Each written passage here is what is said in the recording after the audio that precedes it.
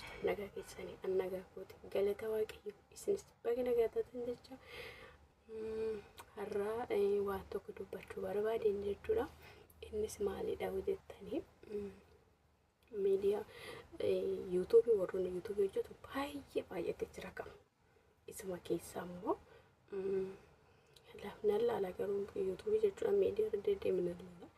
Wanti tokko isheen dabbale tokkotu jira. Innis maal yoo ta'e yoo beektanii hubiyyee fi nooy kan jiran tokko yoo beektan ijoollee jechuudha afaan Amaariffaatiin hojjetanii mucayyoon kun yaa akkuma keenya diaspora turte akkuma keenya biyya alaa kana turte Suudii turte kazaan booda isaan immoo onlaayinuma kanarratti wal baranii yaa inni duruma YouTube hin qaba achuma keessa wal baay'eedha jechuudha. Achi keessa dubbii achi keessa galuun barbaadu akka dubbataniitti jechuudha. Guyyaa tokko wal baranii galtee ishiinis galtee kazaan gaa'ila isaanii qurbaanan godhatan jechuudha. Kiristaana waan ta'eef qurbaanan godhatanii akkasuma ta'ee gaa'ila isaanii qurbaanan godhatamanii yaa firiis argatanii daa'ima tokko argatanii jira mucaa argatanii jiru.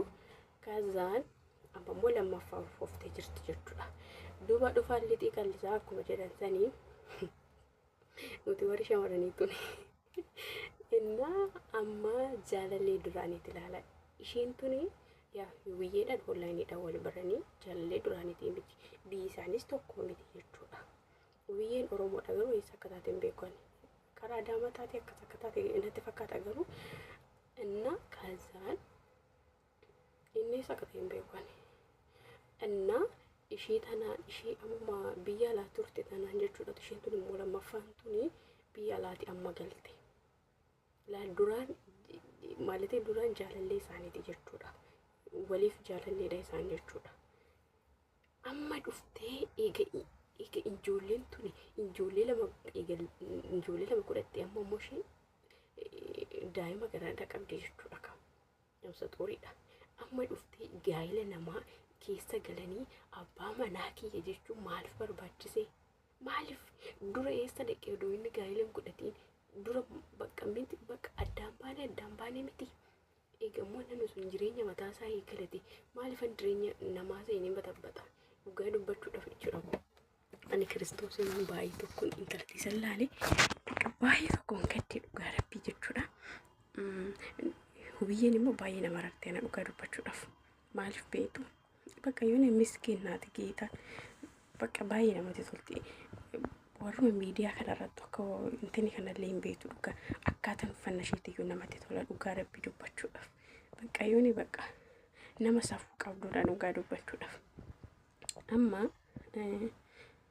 ishiin suni yaa gaa'ila ta'uu godhatanii daa'ima godhatanii jiranii maal gootii dhugaa rabbii jechuudha.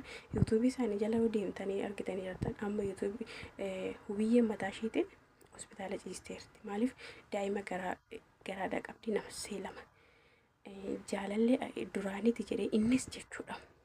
Ishii ganama fuudhesan laal ishii ganama fuudhesan ishii qurbaanan fuudhesan dhiisetti ishii amma lammaffaa tana fuudheen manatti itti ol galchee jechuudha. Hammatee jechuudha dhugaa rabbii. Maal silaa viidiyoo sana itti seenee galchaashuudha akkamitti akka seenee galchuun qabu dhugaa rabbii YouTube yana gaddaa garuu jechuudha. Dhugaa rabbii ganama laalee baay'ee tokko na dabbare jechuudha. Bakka maa inni gaa'illi bakka akkuma bijaamaa qayyara baay'een ijoolleen kun baay'ee fakkeenya naaf ta'a jechuudha. Yoon isaan viidiyoo isaanii ilaalan ture dura bakka waan baay'een irraa baradhee dhugaa dubbachuudhaaf. Amma cirraashu ishee amma haadha daa'imaa kan taateef tana sin beeku jedhan jechuudha. Aya gabaanyi bakka aree jechuudha namoonni aree isheen hospitaala jirti taragee akka ishii tana dhiisisan bira deemoo jiran aya gabaanyam jedhan jechuudha. Dhugaa waaqa akkana kennu argatanii dhiirri tokko dhugaa waaqa danazii jechuudha Kiristoosiin jechuudha. Inna biliis jechuudha namoonni jechuudha dhugaa dubbachuudhaaf bakki turtanii dhuftanii eeguma bakka namni sun yookaan lawuxinnetii nama sanii gaafa argitan jijjiirama nama sanii gaafa argitan dhuftanii gaa'ila namaa digdanii dhugaa rabbii dhaabbadhaa ta'uuf laalaa dhugumas siniin jedhaa jechuudha. Mee amma mucaan kun mucayyoon tun jechuudha har'a dhuftee jireenya ijoollee kanaa kan diigtu duraan eessa turte? Egaa inni beekamtii argatee egaa YouTube irratti beekamtii argatee egaa mana Addis Ababaatti bitatee jaalalli ishiidha dhufe dureessa turte. Deebisii immoo ijoolleen kun gaa'ela godhatanii jiru, ijoollee godhatanii jiru, lammaffaa garaadha qabdi. Mee namni kun ammaachi maal ishiidha maal laaf godha jettee jechuudha. Kun qabeenyuma isaa akka barbaaddetti malee isuma dhugaadha. Nama ijoollee lama qaburraa nama haadha manaa qabu nama karbatti kiristaanii ta'an gaa'ela godhate dhufanii addaan diiguun maaliif barbaachise? Maaliif dureessa dheettee jedhee egaa namni kun jijjiirame egaa namni kun soorame kun birrii barbaachu malee kun dhuguma jaalala isinitti fakkaata dhugaa warra jechuudha. Shamarroonni tokko jechuudha gaafa ganama jaalallee keessan gattan hiyyummaadhaan isaa ta'u yookaan bashee yookaan dhibamee isaa ta'u maal wantoota adda addaatiin gattanii gaafa inni immoo bakkuma turtanii nama biraa wajjin laayifii keessa dabarsitanii fataachaa turtanii gaafa namni sun lawwaxame gaafa namni sun yookaan darajaa tokkorra ga'e gaafa namni sun jireenya gaarii jiraachaa jiru dhuftanii jireenya namaa diigdan isiniifillee xuruun ta'u dhuguma rabbisni jira. Amma mucaan kun afaan namaa itti bu'a. Deebisii immoo yuutuubii kanarratti miidiyaa kanarratti baay'een ta'edha jechuudha. Miidiyoota gurguddaa irratti ምንድነው dhiyeeffamee jira jechuudha. Dhugaa waaqa hubiyyee wajjin gaafatamanii jiran akkaataa akkamitti akka wal argatan akkamitti akka jireenya maallatii laayifii kan akkamitti akka dabarsan jaalaluma onlaayinii kan kanaaf amma intalli tuni dhuguma rabbii isiniin jedha otoo ijoollee kana batala jechuudha. Namni jireenya namaa diigu jechuudha.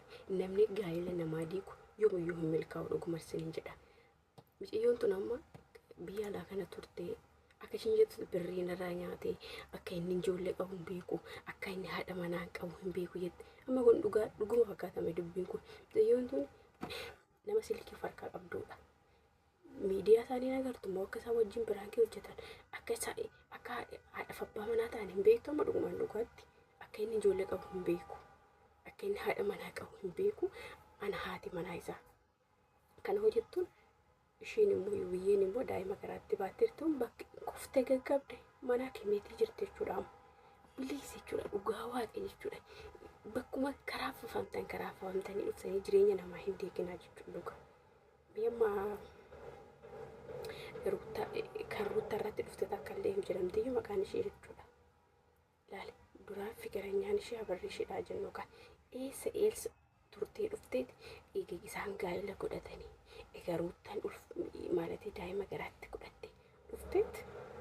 Inni kaalaanti manoora alchilam inni እንደዚህ መሆን አልችልም inni አንተ ካጣውኔ መጀመሪያ የት ነበርሽ እሱ ማለት ላ ከፍ ሲል ሳይሆን ከታች ያለ ጊዜ ገጠር ያለ ጊዜ የት ነበርሽ ማለት ነው። ጌታ በቃ አንዳንድ ጊዜ ማለት ነው የምሬ ነው የምላችሁ ሴት ጥቅመኛ ናት። ከኔ ለጀም ማለት ጥቅመኛ ናት።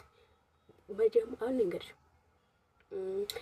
አሁን ማለት አበርሺ ሩት ተረት ካን ዱፍቴ በጣም አይርቶቱን ይላችሁ ነው ዱረ የሮ አበርሺ ቡታረጀ ማለት ነው ቢየሳይ ጊዜት ይውሰን ኤሰቱርቴ ኢከ ኢኒ አዲስ አበባቲ ማነ ጋሪ ቁደቲ ኢከ ኢኒ ማነ ማለት ማኪና ኢከ ኢኒ በቃ ዱባይ ዴሚ በቃ ኢከ ቢ ከምቲ አርገቴ ኡፍቴ ጅሬኛ ናማት ገልቲ ጀቹዳ ረቢሽ ወሬ ከናቡን ሲኒፍ ምልካው ጀቹዳ አማ ዲዮቱን ነምሴ ለማይቹዳ ከዳይማ ገራድ ቀብዲ ኦሶም ዲዮቱ ዋንት ኮታቴ ኢንማ ካለለሜ ጅራን ኡጋርቢ አነ ሙጫካና ዱጋዋ ቀዩ በቃ ዩሰን ሚዲያ ረታሳ በቃ ዲሩም ተከናተዩ እንጅራ እንጀራ ዱጋዋ ቀይ ጀቹዳ ኢሰላሊ ላሊ ጀቹዳ በቃ ወኒ በቃ ገራሚ ናማቱሪ ዱጋዋ ቀ ግን akkanarratti hubiyyee irratti akkanatti hin baalagaa jedhe ani guyyaa tokko yaadee hin qabu kiristoosiin jechuudha. Bakka baay'ee tokko keessi ko isaan laalee jechuudha. Baay'ee tokko laga fayyadu dhugaa dubbachuu bakka edaa gaa'illee hin jiru edaa namni hin amanamu ofii dhugaadha.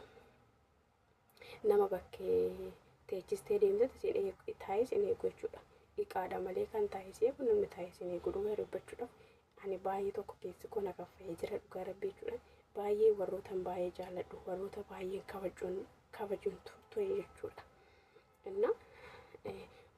keessanuu akka amantii keessaniitti kadhannaa godhaa fi dhugaa rabbi kinoo yoo argitan jiraattan akka kanatti gaafa duraa kaniin gaa'ela maalatee qalabati ishiidhaaf godhe kun hubiyyeedha jechuudha. Inna waggaa 3 dura laale. Waggaa 3 dura wanti kun jechuudha kan inni yoo maalatee biyya Arabaatti galtee qalabati ishiidhaaf godheef jechuudha. Jechuun YouTube irratti jechuudha. Erga sanii immoo qurbaanaan gaa'ela isaanii godhatan. Waggaa kana mara eessa turte intalli tun amma dhufti jireenya namoota baxxutuni. Waggaa kana mara waggaa 3 eessa turte eega ishee ijoollee 2 tokko deessee lammaffaa garaatti baatte. Eessa turte tamma dhufte yoo hini abbaa manaa kiyya fiqireenyaa kiyya abreenoo beet gazaa ባለቤቴ ነው አንቺ ዝም ብለሽ ነው ከሱ ጋራ ሚዲያ መስራት ነው ከዛ ነው አረገዝሽ አከረቲን ጌታን አሬ በስማም ዲቶኩ ይብጭሩ ጋር ቢዩ ዱበኑ ኡሶ ወሊያኒ ኡዱዋን ፊሌ ተወለም ጀዩንቱኒ ዳይመ ገራደ ካብዲር ተቹዳ ኡሶ ዋንተ ኩታቴው በጥቅም ሞኬኛ ላለ ነመ ጎደው ማልፍ በርባዲስ አመንተልኩን እሺ ካኑ ሄን ቻለለሽ ዱራን ሳተው bakka fuudhee jira miti fuudhee jira gaa'elli isaa haamil kaa'u bakkuma jirutti nagaa ta'u itti ammoo fishiiti dhiira dhabdishi kan gaa'ela nama baxabbattu dhugaa dubbachuudhaaf ani baay'ee tokkoon gadde kiristoosii sinoo maal jettu dhugaa rabbi namumti akka bakkuma barbaade turee dhufee bakkuma jedhee jireenya namaa diigu kun maaliif akka barbaachise bara akkamii keessa akka jirrus ani hin beeku maaliif akka namni illee walii amanamuu didu bichaan beeku ani bara dhumaatitti jedhee yaada dhugaa rabbi.